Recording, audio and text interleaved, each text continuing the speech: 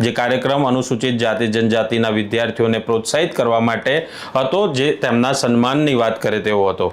આવા કાર્યક્રમ ખૂબ જરૂરી છે, પણ છતાં કદાચ કેટલાક લોકો રોડા નાખી પોતાની માનસિકતા છતી કરતા હોય છે, પરંતુ સારા અધિકારી પણ હોય છે જે કોઈ રોડા નાખનારનું કંઈ ન ઉપજે તેવી ઉક્તિ સાબિત કરે છે।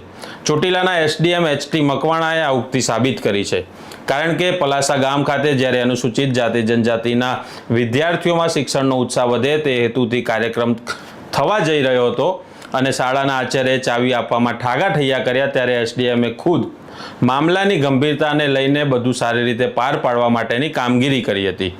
સૌપ્રથમ તો સવાલ એ છે કે તાલુકા પ્રાથમિક શિક્ષણ અધિકારી કોઈ કાર્યક્રમની મંજૂરી આપે તો તે પણ શિક્ષણના જ કામ માટે હોય તો આચાર્યને શું તકલીફ હોય? એનાથી પણ આગળ કે અધિકારી જ્યારે સૂચના આપી દે એ પણ લેખિતમાં, ત્યારે આચાર્યને શું કઈ તકલીફ હોવી જોઈએ? વાત કરીએ બાળકોના અભ્યાસના અડચણની, તો આ કાર્યક્રમના એ વાત પણ નહોતી, કારણ કે કાર્યક્રમ રવિવારના રોજ થઈ રહ્યો હતો। આચાર્યએ કેમ ઠાગા ઠૈયા કર્યા હશે તે અહીંયા સૌથી મોટો સવાલ છે। શું મામલો અનુસૂચિત જાતિ જનજાતિના કાર્યક્રમનો હતો એટલે આચાર્યએ આવું કર્યું હશે?